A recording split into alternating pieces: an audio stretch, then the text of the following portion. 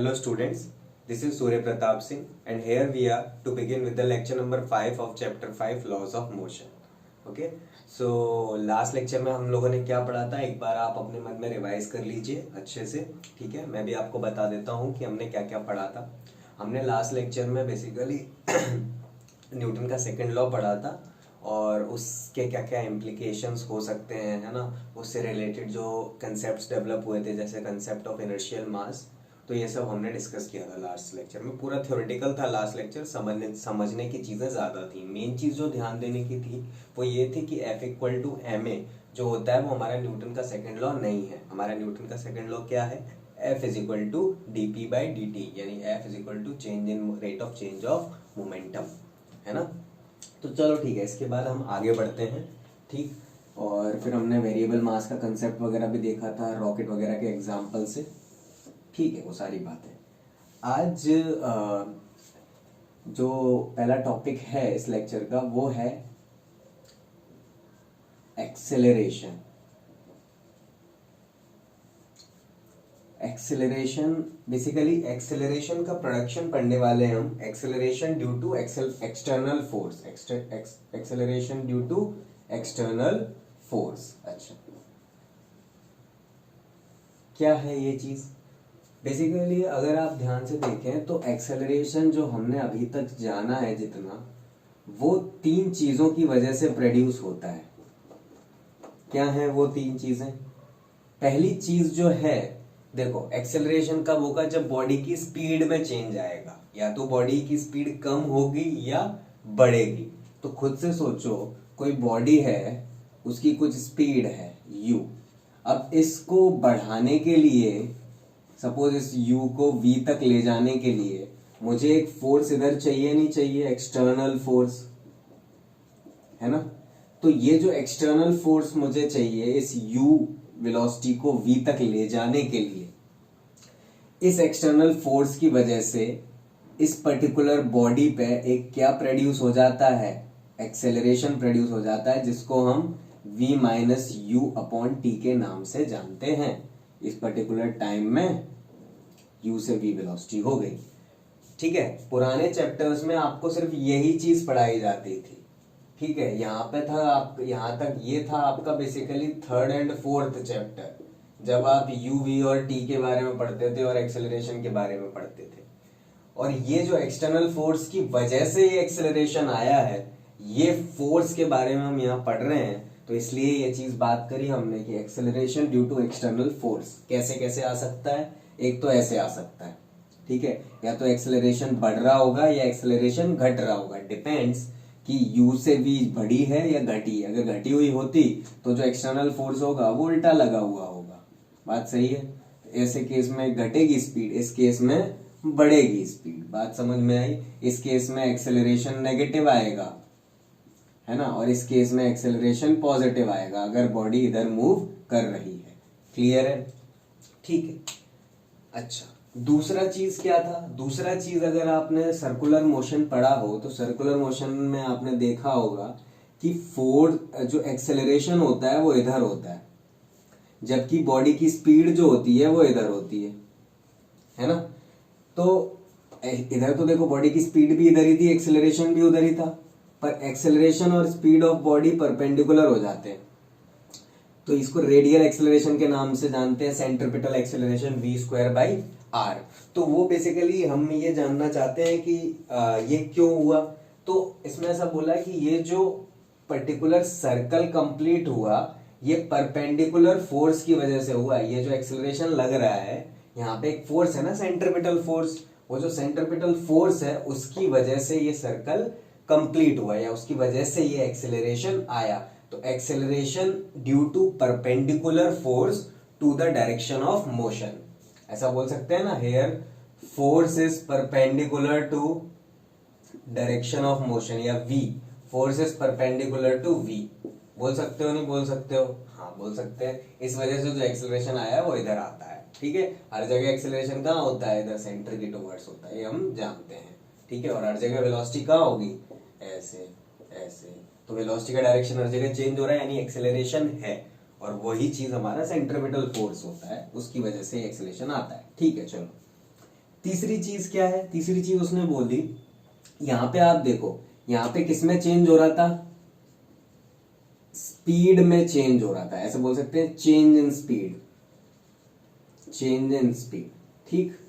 यहां पे स्पीड में कोई चेंज नहीं हो रहा, पर हम बोल रहे हैं change in direction of speed, change in direction of speed,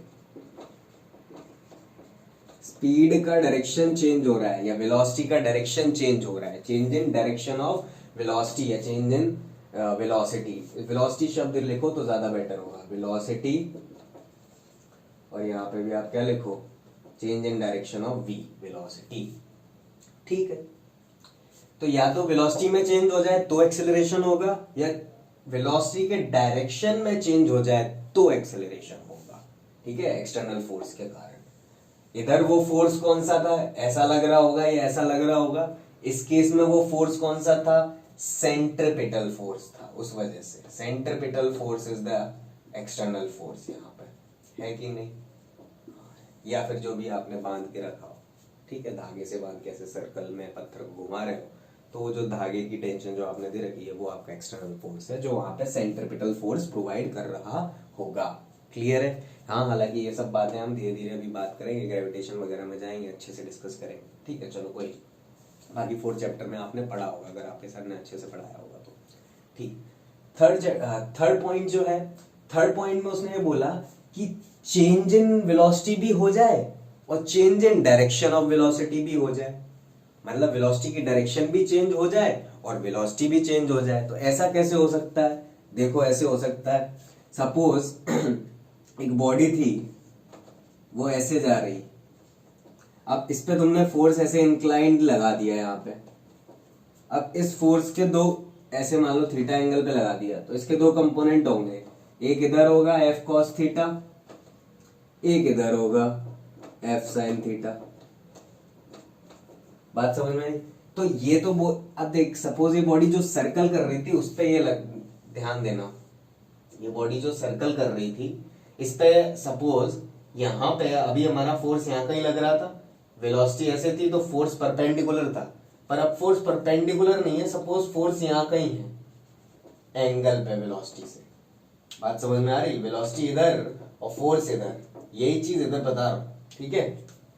suppose velocity, ये पार्टिकल है, वेलोसिटी इधर है और फोर्स उससे एक एंगल पे लगा है, तो ये पार्टिकल है और फोर्स उससे एक एंगल पे लगा है, तो सोच इस फोर्स का एक कंपोनेंट इधर आएगा एफ कॉस थीटा, और इस फोर्स का एक कंपोनेंट इधर आएगा एफ साइन थीटा। तो खुद से सोचो, खुद से सोच के बताओ, ये जो एफ साइन थीटा है ये बेसिकली सेंट्रिपिटल फोर्स का काम करेगा या सेंट्रिपिटल एक्सेलरेशन प्रोवाइड करेगा, सो दैट बॉडी सर्कल करते रहे। बात सही है। और ये जो फोर्स होगा ये इसकी स्पीड बढ़ाएगा। तो यानी कि अगर आप ध्यान से सोचो, बॉडी ऐसे रखी हुई थी, ठीक है, ध्यान से देखना, बॉडी ऐसे रखी हुई थी, यहां पे इसकी टेंजेंशियल वेलोसिटी ऐसे थी, आपने जो फोर्स लगाया वो कुछ ऐसे लगाया, जिसकी वजह से एक कंपोनेंट इसका इधर आया, ऐसे समझ लो, ये जो फोर्स आपने लगाया वो ऐसे लगाया, इसकी वजह से एक कंपोनेंट तो इधर आया और एक कंपोनेंट इधर आया। इधर वाला सपोज अगर ये एंगल थीटा था तो ये एफ कॉस थीटा था, क्लियर है। और ये क्या था आपका एफ साइन थीटा। सारे व्यूज आप देख लो, ऐसे टॉप से देख रहे हो तो ऐसा दिखेगा कुछ, ठीक है, हालांकि इसको देखने की जरूरत नहीं है, पर हाँ यहां से समझ में आता है। तो ये कहना चाह रहे हैं कि सोचो, ये भी चेंज हो रहा है, ये भी चेंज हो रहा है, मतलब ये डायरेक्शन चेंज करेगा और ये इस v की वैल्यू चेंज करेगा, मतलब चेंज इन वेलोसिटी भी होगा, change in direction of velocity भी होगा, होगा नहीं होगा। तो ऐसे केसेस में आप भी एक्सेलरेशन आता है, ऐसे केसेस में एक्सेलरेशन दो जगह होगा, इधर भी होगा इधर भी होगा, यानी नेट एक्सेलरेशन यहाँ कहीं होगा। बात समझ में आई, इधर भी होगा इधर भी होगा, नेट एक्सेलरेशन इधर कहीं होगा। क्लियर हुआ। नॉन यूनिफॉर्म सर्कुलर मोशन बोलते हैं ऐसे मोशन को, क्या बोलते हैं, नॉन यूनिफॉर्म सर्कुलर मोशन, ठीक है।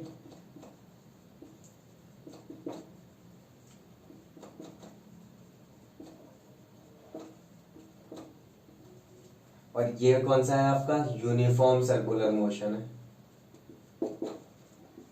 ठीक ठीक है, स्पीड v चेंज नहीं हो रही, और यहाँ पे motion in straight line. Clear है? तो ये 3 तरीके हैं हमारे पास एक्सेलरेशन प्रोड्यूस करने के। क्या क्लियर हुए तीनों तरीके? अच्छे से पॉज कर ले, लिख ले। बाकी मैंने स्टेटमेंट्स अच्छे से नोट्स में लिखे हुए थे, ये शायद लेक्चर 4 के नोट्स में ही चला गया है, साथ में वो जो पीडीएफ बनाई थी। तो कोई नहीं, ये लेक्चर 4 का ही टॉपिक है जो मैंने अभी कंप्लीट कर दिया, तो उतार ले पॉज करके।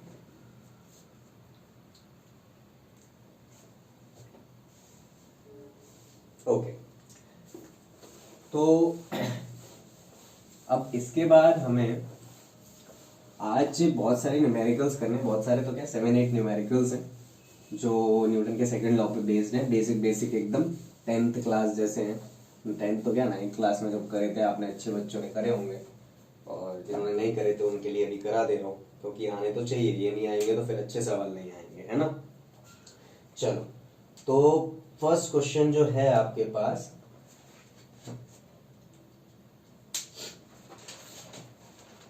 वो है, फर्स्ट क्वेश्चन ऐसा बोल रहा है,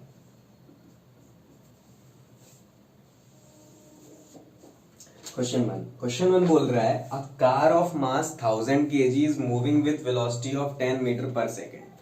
मतलब एक कोई कार है, ठीक है, इसका वजन दिया है आपको 1000 kg और ये मूव कर रही है 10 मीटर पर सेकेंड से, ठीक है। सबसे पहली चीज मैं आपको बताऊंगा, फिजिक्स में आप सवाल पढ़ें और अगर उसको ऐसा पिक्टोरियल रिप्रेजेंटेशन दे सकते हैं तो प्लीज दें, ताकि आपके दिमाग में चीजें क्लियर होंगी। क्योंकि 5-7 लाइन का सवाल होता है, तो उसमें 2-3 लाइन में तो यही लिखा रहता है कार चल रही है, तो अब कार चल रही है वो भूल जाओगे 5वीं लाइन तक जाते जाते, ठीक है। तो कार चल रही बना लिया तो दिख गया, अच्छा कार चल रही है, अब आगे पढ़ो, ठीक है।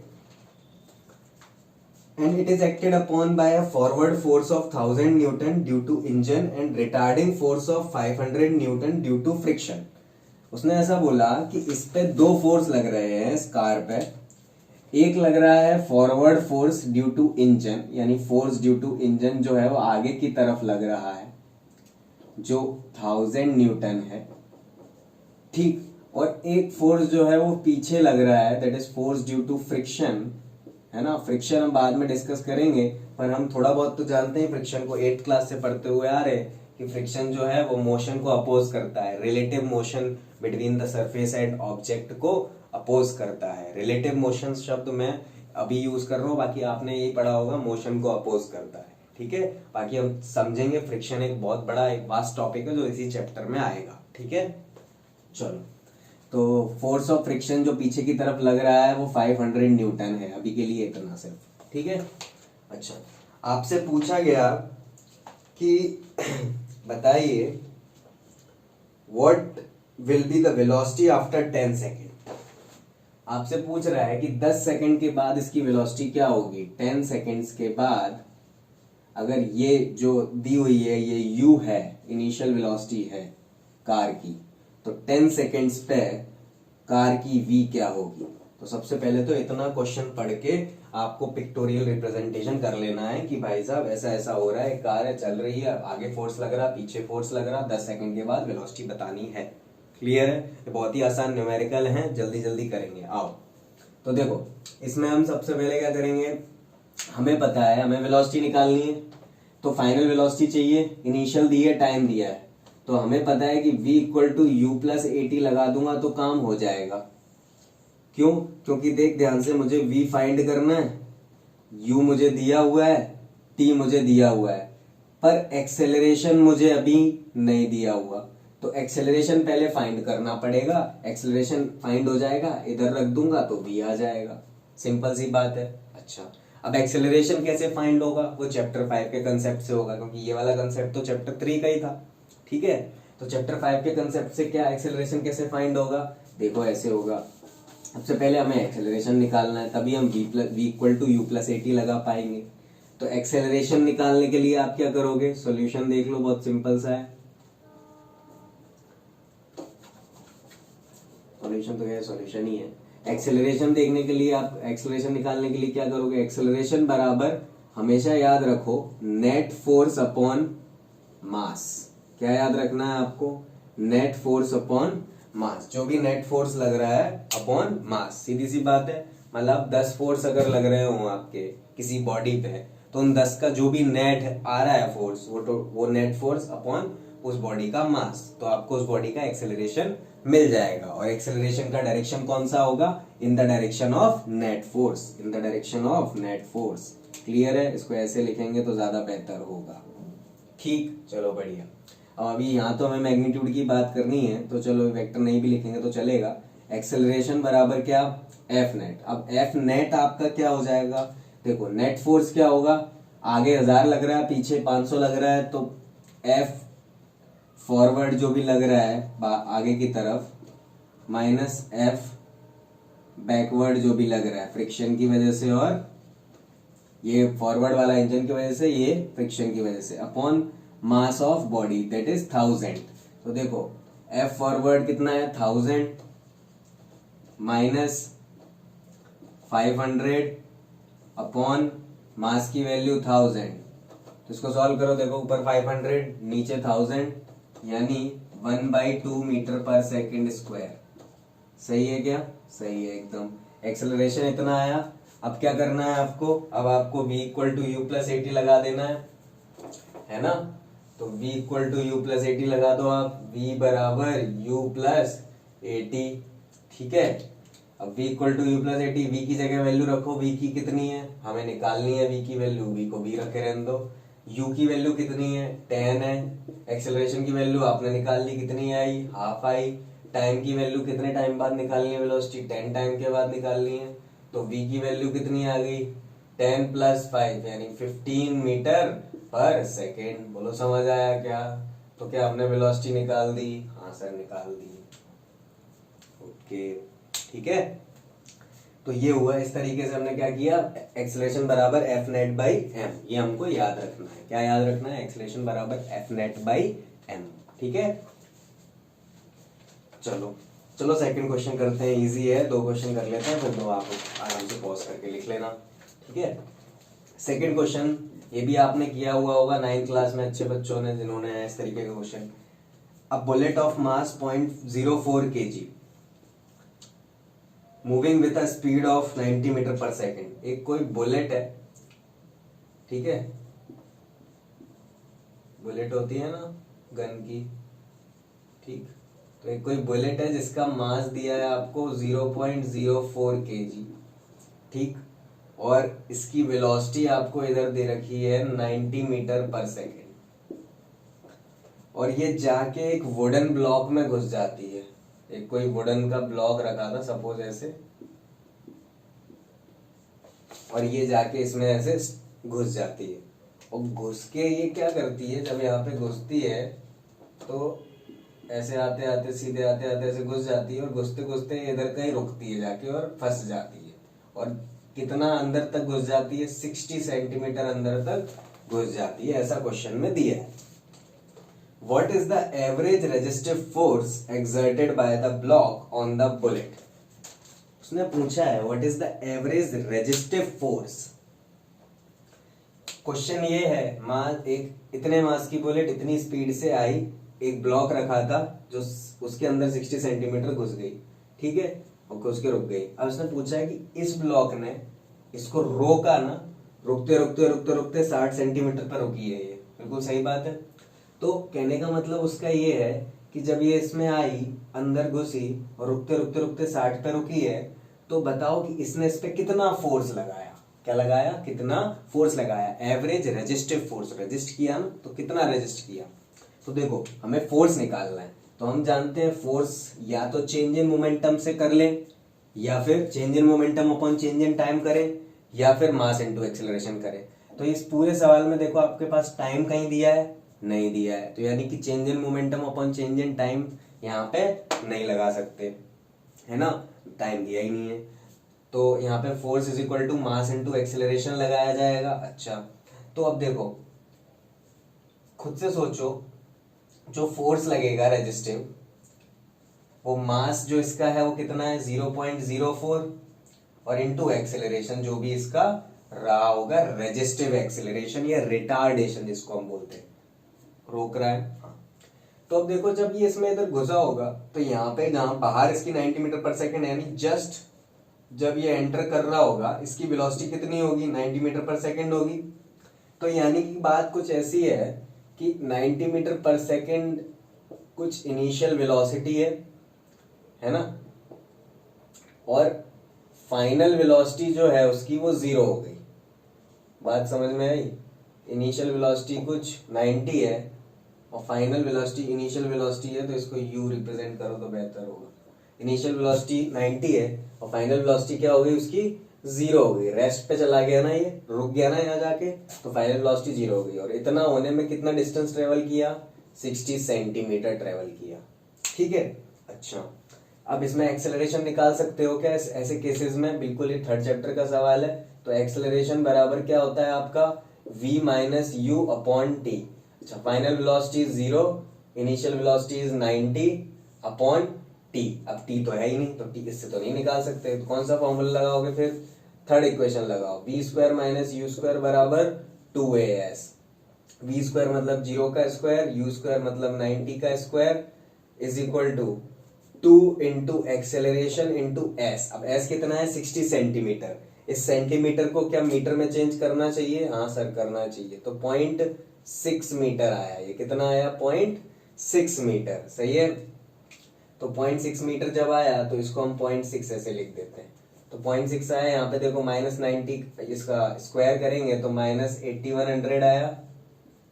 2 इंटू 0.6 यानी 1.2 आया इंटू ए। सही है। तो ए की वैल्यू बेसिकली क्या आई, 8100 अपॉन 1.2। तो इस केस में आप एक्सेलरेशन निकालोगे सॉल्व करके, तो आपके पास एक्सेलरेशन ये चीज आएगी 6750 मीटर पर सेकेंड स्क्वायर। कितना आएगा, 6750 मीटर पर सेकेंड स्क्वायर। तो इतना रिटार्डेशन है, मतलब एक्सेलरेशन नेगेटिव है, मतलब इतना रिटार्ड कर रही है ये चीज। तो अब एक्सेलरेशन निकल आया, तो खुद से देखो यहाँ पे फोर्स निकल आएगा, नहीं निकल आएगा, निकल आएगा। 0.04 इंटू एक्सेलरेशन रख दो -6750। माइनस लिखने की जरूरत नहीं, क्योंकि हमसे पूछा है एवरेज रेजिस्टिव फोर्स, तो वो मतलब उसने ऑलरेडी डायरेक्शन दे ही दी है, आपको बताने की जरूरत नहीं है कि वो रिटार्डिंग फोर्स है। तो माइनस नहीं भी रखोगे तो चलेगा। तो ये पर्टिकुलर चीज सॉल्व करोगे तो आपके पास कितना आएगा, ये 270 न्यूटन आएगा, 270 न्यूटन। क्लियर है? तो दोनों सवाल अच्छे से समझ में आए भाई, है ना? दोनों सवालों में क्या था, F equal to M A की एप्लीकेशन थी। यहाँ पे ए बराबर एफ नेट बाई एम सीखा और दूसरे में F बराबर एम ए सीखा। पर दोनों ही सवालों में ध्यान से देखो तो एक्सेलरेशन फाइंड करना था। इसमें एक्सेलरेशन फाइंड करना था तो पहले हमने क्या किया, हमने पहले एक्सेलरेशन फाइंड किया और फाइनल वेलोसिटी फिर फाइंड करी। इसमें हमने वेलोसिटी दे रखी थी फाइनल और इनिशियल, और डिस्टेंस दिया था, तो पहले एक्सेलरेशन निकाला फिर रेजिस्टिव फोर्स निकाला। ठीक है, तो वही 2-3 चीजें हैं, उन्हीं में वो इधर उधर घुमा रहे हैं। बेसिक 9th वाले सवाल हैं, पॉज करो लिख लो।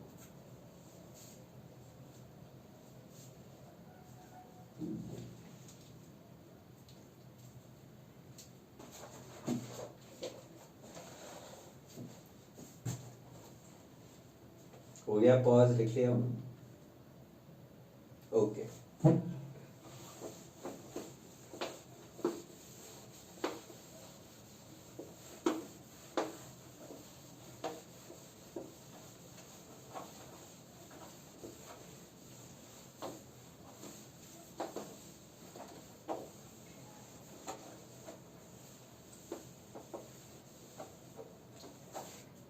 चलो नेक्स्ट क्वेश्चन है, question 3।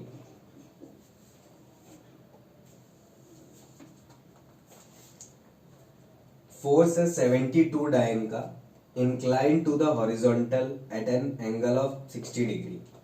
Find the acceleration on a mass of 9 gram which moves in horizontal direction. कहने का मतलब एक 9 ग्राम का मास था, हॉरिजॉन्टल मतलब ऐसे सरफेस पे कहीं रखा हुआ था। अब इस पे एक इंक्लाइंड फोर्स लगा, क्या लगा, इंक्लाइंड फोर्स लगा ऐसे कहीं, और ये इसका इंक्लिनेशन हॉरिजॉन्टल से 60 डिग्री था। कितना था? 60 डिग्री।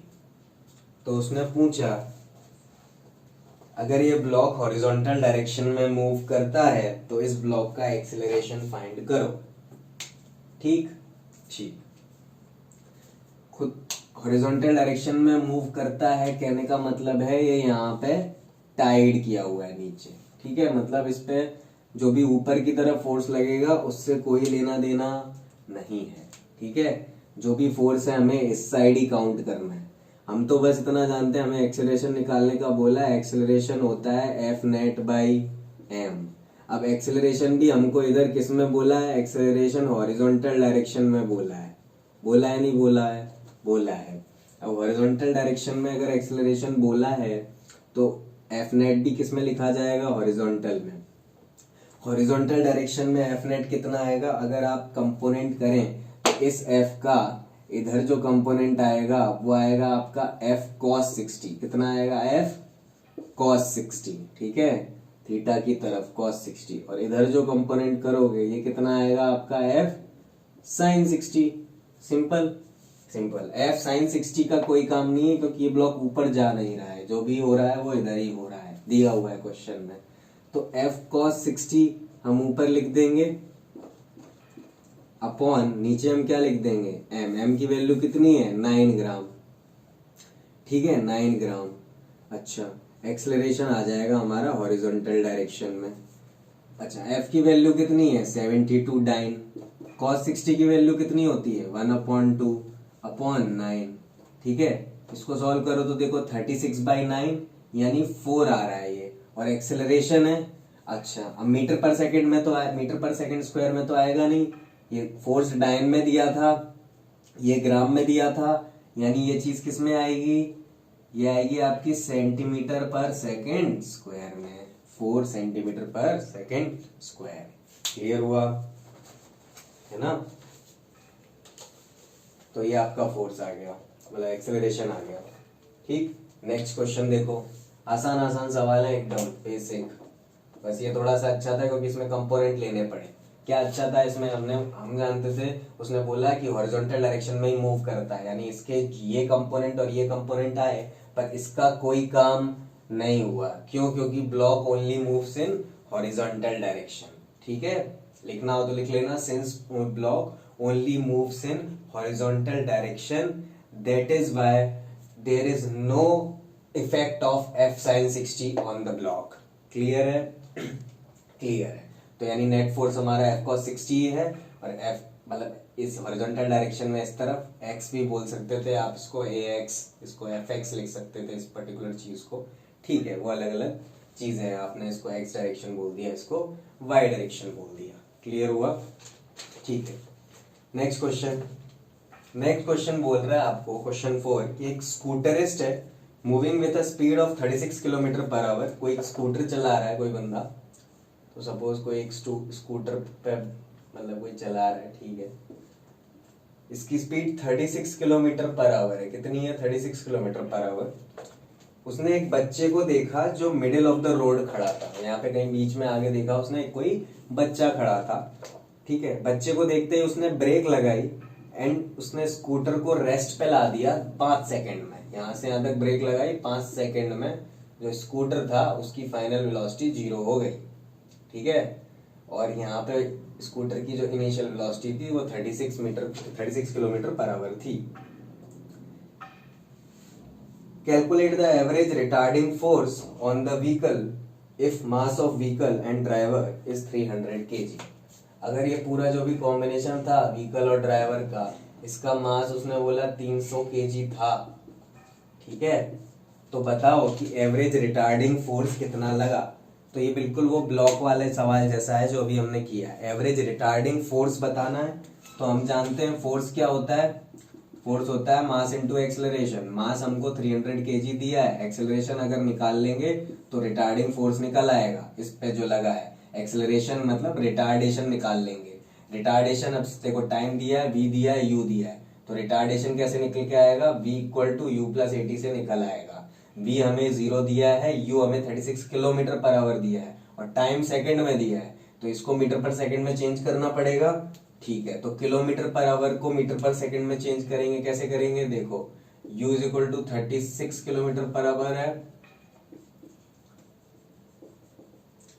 इसको चेंज करेंगे तो 36 इंटू 5/18, तो कितना आया ये? 18 टू जा यानी 2 5 जा 10 किलोमीटर पर 10 मीटर पर सेकेंड, 18 टू जा यानी 10 मीटर पर सेकेंड। बात समझ में आई? 5/18 से मल्टीप्लाई कर दो तो 36 इंटू 5/18, ठीक है, तो कितना आया? 10 मीटर पर सेकेंड।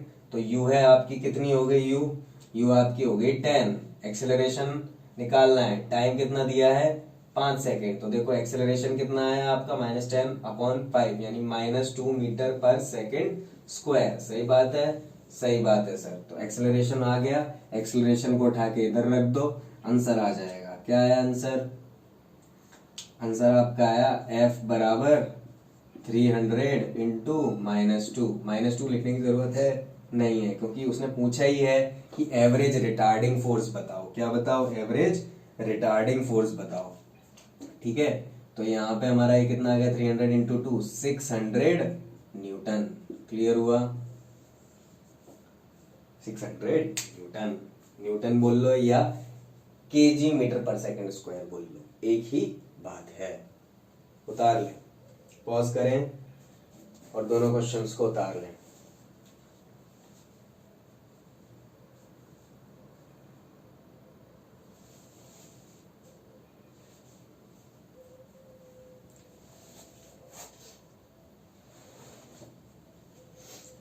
चलो चलो चलो चलो और करते हैं, आओ। बहुत सारे सवाल एकदम मस्त मस्त। फिजिक्स बहुत ही मस्त सब्जेक्ट है, 11th में अच्छे से पढ़ोगे तो 12th में मजा आएगा, अदरवाइज 12th में सब कुछ ऊपर से चला जाएगा। 11th के कंसेप्ट डेवलप कर लो। जेई वेई के बारे में अगर सोचा है तो प्लीज 11th को ढंग से पढ़ लो। अकेले 12th से कुछ नहीं होगा, अच्छा कॉलेज नहीं मिलेगा। जितने भी लोग इंजीनियरिंग करने का या फिर अच्छे कॉलेज से कुछ भी बीएससी वगैरह करने का सोच रहे हैं, तो अच्छे कॉलेज से करने के लिए आपको मार्क्स लाने पड़ेंगे जेई मेंस में, ठीक है, या फिर जो भी गुड सेट होता है यहाँ पर गुजरात में, तो उसके लिए आपको अच्छे से प्रिपेयर करना पड़ेगा 11th से ही। 11th के टॉपिक्स बहुत इंपॉर्टेंट हैं, ठीक है। बेसिक्स जो अभी हम कर रहे हैं एकदम बिल्कुल जीरो से उठा के ले जा रहा हूँ मैं, ठीक है। तो प्लीज थोड़ा सा ध्यान दें और मन लगा के पढ़ें। कोई भी दिक्कत हो, कोई भी बिना हेजिटेशन के पूछ लें, प्लीज पूछ लेना, ठीक है। चलो नेक्स्ट क्वेश्चन करते हैं। नेक्स्ट क्वेश्चन है आपका, A bus starts from rest accelerating uniformly with 4 metre per second square. एक बस है, रेस्ट से स्टार्ट होती है, ठीक। एक बस है जिसकी इनिशियल स्पीड 0 है, स्टार्ट होती है रेस्ट से, एक्सेलरेशन है इस तरफ उसका 4 metre per second square. 10 seconds के बाद 10 सेकेंड के बाद 10 सेकेंड के बाद इसकी कुछ वेलोसिटी हो गई होगी, हमें नहीं पता। 10 सेकेंड्स के बाद यहाँ पे एक विंडो जो है, जो यहाँ पे 2 मीटर ऊपर है ग्राउंड से। कितने मीटर ऊपर है? 2 मीटर ऊपर है। इस विंडो में से एक पत्थर फेंका। क्या फेंका? एक पत्थर फेंका। क्लियर हुआ? तो वो जो पत्थर फेंका, वो पत्थर जमीन पे जाके गिरेगा, और अगर थोड़ा सा भी आपको आइडिया हो तो वो पत्थर जमीन पे जाके कुछ ऐसे गिरेगा, क्योंकि इसकी जो वेलोसिटी है वो इसको पीछे की तरफ मिल जाएगी, और एक नीचे एक्सेलरेशन है ही जो ग्रेविटी की वजह से है, तो ये कुछ ऐसे गिरेगा। गिरेगा नहीं गिरेगा? गिरेगा। यानी कि यहाँ पर इसकी कुछ वेलोसिटी होगी, ऐसे होगी, नहीं होगी? होगी। तो उसने ये बोला है ये वेलोसिटी निकालो आप। क्या करो? ये वेलोसिटी निकालो, मैग्नीट्यूड बेसिकली, और एक्सेलरेशन निकालो। वेलोसिटी निकालो और एक्सेलरेशन निकालो। कितने टाइम पे? 10 सेकेंड्स पे, ठीक है।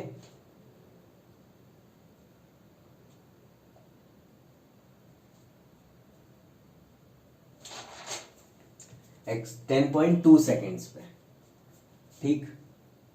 ऐसे ड्रॉप करते हैं और इसके एग्जैक्टली 0.2 सेकेंड्स के बाद एक्सेलरेशन बताओ, ठीक है। ये दूसरा क्वेश्चन है। और इस जगह इस छोड़ने के बाद ये किस वेलोसिटी से गिरेगा वो बताओ। तो बहुत अच्छा सवाल है, प्लीज ध्यान से देखना। इस सवाल में हमें निकालनी है इसकी वेलोसिटी। तो सबसे पहले क्यों ना मेरे को ये वेलोसिटी निकालूं मैं, क्योंकि ये जो वेलोसिटी है वो इस पार्टिकल की वेलोसिटी होगी हॉरिजॉन्टल डायरेक्शन में पीछे की तरफ। क्योंकि अगर हम सब सोचो कि मैं इस तरफ ऐसे चलते हुए जा रहा हूँ, ठीक है, और चलते चलते मेरी मान लो 2 मीटर पर सेकंड स्पीड है, और चलते चलते मैंने ये पर्टिकुलर जो भी ढक्कन है इसको ड्रॉप किया, तो इसको ड्रॉप करूंगा ना तो मेरी जो स्पीड है ना वो इस ढक्कन को मिलेगी। अब मेरी स्पीड आगे की तरफ है, पर ये ढक्कन जो है जैसे इसको छोड़ूंगा तो ये नीचे जाना चाहेगा। बात समझना ही, जैसे ही इसको छोड़ूंगा तो ये नीचे जाना चाहेगा, पर स्पीड आगे की तरफ थी तो इसको एक स्पीड पीछे की तरफ मिलेगी, नहीं मिलेगी, है ना। तो इसको स्पीड एक पीछे की तरफ मिलेगी और इस तरीके का मोशन लेगा। बात समझ में आई? ठीक है। अब हमें पहले तो ये v निकालना है। अब ये v कैसे निकाल सकते हैं हम? v is equal to u plus at लगा दो एट t सेकेंड्स के लिए, एट 10 सेकेंड्स की बात कर रहे हैं। तो v की वैल्यू मुझे निकालनी है। u मुझे 0 दिया, एक्सेलरेशन मुझे 4 दिया, टाइम मुझे 10 दिया, यानी जो v आया मेरा वो 40 मीटर पर सेकेंड आ गया। मतलब ये इधर जो वेलोसिटी है ये 40 मीटर पर सेकेंड है इस बस की। क्लियर? यानी जो स्टोन छूटा था तो वेलोसिटी ऑफ स्टोन बैकवर्ड या velocity of stone in horizontal direction, velocity of stone in horizontal direction, horizontally मैं बोल सकता हूं कि 40 मीटर पर सेकेंड बैकवर्ड, है ना, 40 मीटर पर सेकेंड ऐसे सही है। अब खुद से सोचो कि ये स्टोन है इधर 40 मीटर पर सेकेंड से ऐसे चला और फिर 2 मीटर की हाइट पे था और फिर जाके ऐसे गिर गया। तो खुद से बताओ ये क्या है आपका? ये आपका, अगर आपको थोड़ा सा याद हो तो प्रोजेक्टाइल मोशन ही नहीं है, हॉरिजॉन्टल प्रोजेक्टाइल मोशन। हॉरिजॉन्टली किसी चीज को फेंक दूं तो वैसे जाके गिरे, तो हॉरिजॉन्टल प्रोजेक्टाइल मोशन में इधर जो स्पीड निकलवाते थे, याद है? यहाँ पे ये जो v होता था इसका एक कंपोनेंट ऐसे होता था vx और एक कंपोनेंट इधर होता था vy। क्लियर? vx तो इसके बराबर ही होगा, क्यों? क्योंकि इस डायरेक्शन में कोई फोर्स नहीं है। अब आप बोलोगे सर बस एक्सेलरेट तो कर रही है, तो ये एक्सेलरेशन ट्रांसफर नहीं हुआ, ये 4 मीटर पर सेकेंड स्क्वायर तो इधर भी होगा, तो 4 metre per second square transfer नहीं हुआ इसको। 4 मीटर पर, जब वेलोसिटी इसकी 40 थी तो 40 इसकी वेलोसिटी स्टोन को मिल गई, तो इसका एक्सेलरेशन स्टोन को नहीं मिला। नहीं, ये मैं इनर्शियल फ्रेम और नॉन इनर्शियल फ्रेम पढ़ाऊंगा तो बहुत अच्छे से बताऊंगा इसी चैप्टर में। कभी भी कोई हम मूव कर रहे हो और किसी बॉडी को छोड़े तो हमारे मूवमेंट की वजह से जो उस समय हमारी वेलोसिटी होगी ना, उस समय वो उस बॉडी को मिल जाएगी रिलेटिव वेलोसिटी के कंसेप्ट से, पर हमारा एक्सेलरेशन उस बॉडी पे ट्रांसफर नहीं होगा। प्लीज ध्यान रखें, ठीक है। चलो अभी वापस आ जाते हैं, ज्यादा डीप नहीं जाते। हमें तो इतना पता चल गया अभी हॉरिजॉन्टल प्रोजेक्टाइल का सवाल हो गया, ऐसे फेंक दिया ऐसे 2 मीटर ऊपर से, बोलो सही है? सही है। अब यहाँ पे vx तो चेंज नहीं होगा, vx तो मेरा क्या रहने वाला है? 40 मीटर पर सेकेंड ही रहने वाला है। मुझे निकालना क्या है? ये vy। क्लियर है? तो इस vy को निकालने के लिए क्या करूंगा मैं? देखो इसको मैं यहाँ पे फिर से अच्छे से बना दे रहा हूं, यहां से कहीं से ऐसे फेंका गया ऐसे।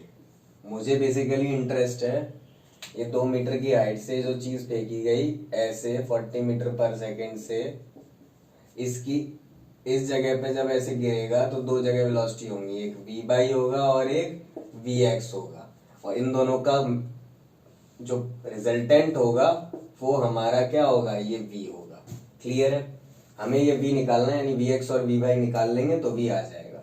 vx तो पता चल गया मुझे 40 metre per second, because there will be no force in horizontal direction, so there will be no change in this 40 metre per second. मतलब कोई एक्सेलरेशन नहीं है ना इधर, प्रोजेक्टाइल वाला सिंपल, पर एक्सेलरेशन नीचे की तरफ है, कितना है, जी लग रहा है नीचे, जी 10 मीटर पर सेकंड स्क्वायर, लग रहा है नहीं लग रहा, हाँ लग रहा है। तो खुद से सोचो यहाँ पर अगर आप बात करो इसमें, तो यू वाई कितना है, मतलब इनिशियल पॉइंट पे यू वाई डायरेक्शन में वेलोसिटी कितनी है, इनिशियली इधर जो वेलोसिटी है वो ऐसे ही है, नीचे की तरफ कुछ वेलोसिटी है नहीं, तो यू वाई क्या हो गया, 0। वी वाई मुझे निकालना है। अच्छा, एक्सेलरेशन इन वाई डायरेक्शन कितना है, जी है कि नहीं, देखो जी नीचे की तरफ है, और एस कितना है, 2 मीटर, है कि नहीं है। तो देखो ध्यान से, V square minus U square बराबर 2as लगा दूं अगर फॉर वाई डायरेक्शन अगर मैं ये लगा दूं, फॉर वाई डायरेक्शन अगर मैं ये लगा दूं, तो ध्यान से सोचो कि तुम्हारा जो v आएगा, मतलब वी वाई जो तुम्हें निकालना है, ये वी वाई का स्क्वायर हो गया, यू वाई का स्क्वायर 0 हो गया, 2a कितना है तुम्हारा, जी की वैल्यू 10, s कितना है तुम्हारा 2, ठीक है। तो वी वाई की वैल्यू कितनी आई आपकी, वी वाई की वैल्यू आपके पास आई 2 2 जा 4, 10 जा 40, तो वी वाई की वैल्यू आपके पास आई 40 को आप 2 2 जा 4, 10 जा 40 का रूट लो, 40 का रूट क्या आएगा, 40 के रूट को आप क्या लिख सकते हो,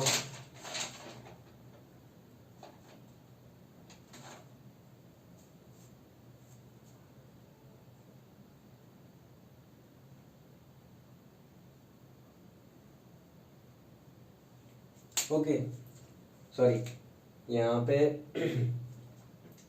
ऐसे वेलोसिटी निकालने की जरूरत नहीं है आपको वाई डायरेक्शन में, ठीक है, ज़्यादा लंबा मेथड हो जाएगा, मैंने नोट्स में जो लिखा है वही कराता हूँ मैं आपको। उसने ऐसा बोला है कि 10.2 सेकेंड पे ये नीचे गिर गया है, तो यहाँ से यहाँ तक 2 मीटर की हाइट से उसका कोई लेना देना नहीं है, वो ऐसा बोल रहा है कि V Y is equal to U Y plus A Y into T लगा दो आप, तो वी वाई निकालना है आपको, यू वाई 0 दिया है आपको, ए वाई आपका 10 हो गया, और टाइम आपका कितना हो गया, टाइम हो गया आपका 10.2 से 10 माइनस, ये माइनस क्यों किया, देखो माइनस क्यों किया, आया तो ये कितना 10 इंटू 0.2, यानी कि ये चीज आ गई आपकी 2 मीटर पर सेकेंड, पर ये माइनस क्यों किया, देखो उसने सवाल में ऐसा बोला कि 10 सेकेंड तक तो वो एक्सेलरेट हुआ, उसके बाद पत्थर फेंका, और 10.2 सेकेंड पे मुझे बतानी है वेलोसिटी, कितने पे बतानी है, 10.2 सेकेंड पे, ठीक है। तो x की वेलोसिटी तो 40 मीटर पर सेकेंड है, जो हमेशा उतनी रहने वाली है, पर y में वेलोसिटी बतानी है मुझे 10.2 सेकेंड पे, तो 10 सेकेंड पे तो वेलोसिटी कितनी है, यहाँ नीचे नहीं पूछी उसने, ठीक है, नीचे उसने नहीं पूछी, उसने बीच में भी कहीं भी यार 10.2 इधर नीचे एग्जैक्ट नहीं है, नीचे होता तो हम ये 2 मीटर के हिसाब से निकालते, उसने कहीं बीच में पूछ ली कि 10.2 सेकेंड पे बताओ, है ना। तो 10.2 सेकेंड पे मेरे पास कितना टाइम डिफरेंस होगा, यहाँ से यहाँ तक 10 सेकेंड और 10.2 सेकेंड, यानी 0.2 सेकेंड का टाइम डिफरेंस है, तो 0.2 सेकेंड के टाइम डिफरेंस के हिसाब से मेरा जो वी वाई आया वो कितना आया, 2 मीटर पर सेकेंड आया। अब देखो जो कंसेप्ट था वो तो वही है, यहाँ पे देखो क्या रहने वाला है, वी वाई, और इधर क्या रहने वाला है, वी एक्स, इन दोनों का जो नेट होगा वो आपका मैग्नीट्यूड होगा वेलोसिटी का, तो वेलोसिटी का मैग्नीट्यूड कैसे लिखोगे आप, V X square plus V Y square vector के हिसाब से, ठीक है। तो वी एक्स स्क्वायर कितना है, 40 का स्क्वायर प्लस 2 का स्क्वायर, इसको सॉल्व कर लो, कितना आया, सॉल्व करोगे तो 40.04 आ जाएगा, कितना आएगा 40.04 मीटर पर सेकेंड, सही है, सही है। अब देखो इसमें दूसरा जो सवाल पूछा वो पूछा एक्सेलरेशन बताओ उसका 10.2 सेकेंड्स पे, तो देखो एक्सेलरेशन तो इस पूरी प्रोसेस में हॉरिजॉन्टली कोई एक्सेलरेशन था नहीं, जो भी एक्सेलरेशन था वो कहाँ था, नीचे की तरफ था, तो सेकंड पार्ट का आंसर जो मैंने नोट्स में लिखा है वो आपको समझ में आ जाएगा, सेकंड पार्ट का आंसर है एक्सेलरेशन बराबर 10 मीटर पर सेकंड स्क्वायर, है ना, या जी 9.8 मीटर पर सेकंड स्क्वायर, क्लियर है, पॉज कर लें, लिख लें, इजी तो नहीं था, अच्छा सवाल था, 2 कंसेप्ट सीखे हमने, ठीक है, पॉज कर लें, लिख लें।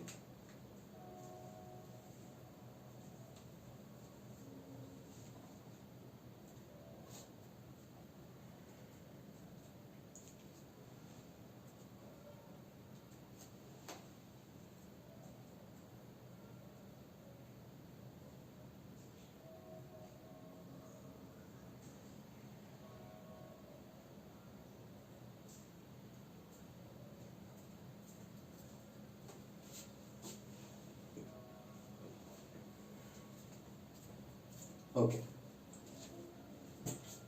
नेक्स्ट करते हैं।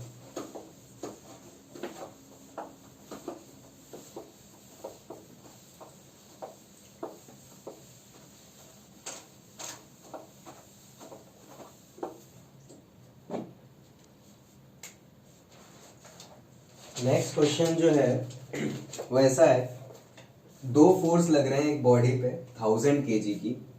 क्वेश्चन 6 है, कोई एक बॉडी है 1000 kg की, उस पर दो फोर्स लग रहे हैं 5√2 न्यूटन और 6√2 newton at an angle of 60 degree to each other. मतलब 60 डिग्री टू ईच अदर का कहने का मतलब है, सपोज एक फोर्स ऐसे लग रहा है, एक फोर्स ऐसे लग रहा है, दोनों के बीच में 60 डिग्री का एंगल है। यहाँ पे मान लो 5√2 न्यूटन लग रहा है, यहाँ पे मान लो 6√2 न्यूटन लग रहा है। ठीक है, दो फोर्स ऐसे लग रहे हैं इस पे। Find the acceleration, distance covered and velocity after 10 second. Acceleration, distance और वेलोसिटी 10 सेकेंड के बाद बताना है। ठीक है, तो सबसे पहले एक्सेलरेशन देखोगे 10 सेकेंड के बाद। ठीक है, तो एक्सेलरेशन की अगर मैं बात करूं 10 सेकेंड के बाद की, एक्सेलरेशन तो शुरुआत में होगा वही 10 सेकेंड के बाद होगा। एक्सेलरेशन तो फोर्स से आता है। एक्सेलरेशन हम जानते हैं, एक्सेलरेशन क्या होता है, एफ नेट अपॉन एम। ठीक है, अब एफ नेट निकालना है, तो ऐसे वेक्टर दो फोर्स ऐसे लग रहे हैं, तो इनका नेट निकालने के लिए आपके पास फॉर्मूला होता था एफ रिजल्टेंट का। क्या होता है एफ रिजल्टेंट का फॉर्मूला? एफ रिजल्टेंट का फॉर्मूला होता है आपके पास F1 स्क्वायर प्लस, दो फोर्स के लिए F2 square plus 2F1 F2 cos theta, where theta is the angle between those two forces. ठीक है, अच्छा तो F1 स्क्वायर, F1 का स्क्वायर करो, किसी को भी F1 मान लो, इसको F1 मान लो और इसको F2 मान लो। F1 का स्क्वायर करेंगे तो देखो 5√2 का स्क्वायर कितना हुआ, 25 2 जा 50 आया, प्लस F2 का स्क्वायर 36 इंटू 2 72 आया, 2F1 F2, तो ये इंटू ये 6 5 जा 30 इंटू 2 यानी 60 इंटू 2 यानी 120 cos थीटा यानी cos 60। बात समझ में आई? ठीक है, इसको सॉल्व कर लो, तो इसको पूरे को आप सॉल्व करोगे, cos 60 की वैल्यू कितनी रखोगे 1/2, तो जैसे ही 1/2 वैल्यू रखोगे और इसको सॉल्व करोगे तो आपके पास आंसर कितना आएगा, ये 13.49 न्यूटन। कितना आ गया, 13.49 न्यूटन। ये वैल्यू आंसर आया, यहाँ पे रख दो, लो 13.49 न्यूटन अपॉन मास। मास कितना है 1000 kg। बात समझ में आई? तो यहाँ से अपने पास एक्सेलरेशन मिल गया। आपको कितना आएगा एक्सेलरेशन? आपका एक्सेलरेशन इस केस में आएगा 0.01349 0.01349 मीटर पर सेकेंड स्क्वायर। बात समझ में आई? ये आपका एक्सेलरेशन आ गया। ठीक, अच्छा अब उसने और क्या पूछा, और पूछा डिस्टेंस कवर्ड बताओ और वेलोसिटी बताओ 10 सेकेंड में। ठीक, तो खुद से बोलो, सबसे पहले वेलोसिटी बोलते हैं, 10 सेकेंड के बाद वेलोसिटी बतानी है। तो वेलोसिटी बराबर v equal to you plus A T. U क्या है आपका 0 इनिशियली, क्योंकि इनिशियली बॉडी रेस्ट पे थी, फोर्सेस जब लग रहे थे। ठीक है, तो v equal to you plus A t. A की वैल्यू आपकी दे रखी है 0.01349, अभी फाइंड करी हमने। टाइम की वैल्यू आपको बोला 10 सेकेंड के बाद बताना है, तो यहाँ से आप सॉल्व कर लोगे तो आपके पास आएगा 10 इंटू दिस यानी 0.1349 मीटर पर सेकेंड। ये आपकी वेलोसिटी आ गई 10 सेकेंड के बाद। और क्या बोला आपको निकालने को? बोला डिस्टेंस बताओ 10 सेकेंड में। तो डिस्टेंस के लिए क्या लगा दोगे, s is equal to U T plus half A T square. ठीक है, यहाँ पे आप u की वैल्यू रख लो, u की वैल्यू 0 है तो ये पूरा टर्म 0 हो गया, हाफ AT स्क्वायर, ए की वैल्यू 0.01349 इंटू टाइम का स्क्वायर यानी 10 का स्क्वायर 100 आएगा। सॉल्व करोगे तो आपके पास सॉल्व करने पे जो आंसर आ रहा है वो आ रहा है 0.6745। आप निकाल सकते हो अगर आपके पास कैलसी है तो। ठीक है, तो पॉज करो और लिख लो। सीखा क्या इसमें? सीखा ये कि दो फोर्सेस जब एक ही ब्लॉक पे लग रहे हो तो उनका रिजल्टेंट फोर्स निकालो। 2 4 5 10 रिजल्टेंट फोर्स निकालो तो एक्सेलरेशन मिल जाएगा। अब एक्सेलरेशन मिल जाएगा, उसके बाद उसने वेलोसिटी और डिस्टेंस पूछा है 10 सेकंड के बाद, जो तो हमारा थर्ड चैप्टर का सवाल है। इस चैप्टर का सवाल तो है ही नहीं। ठीक है, पॉज करें, लिख लें।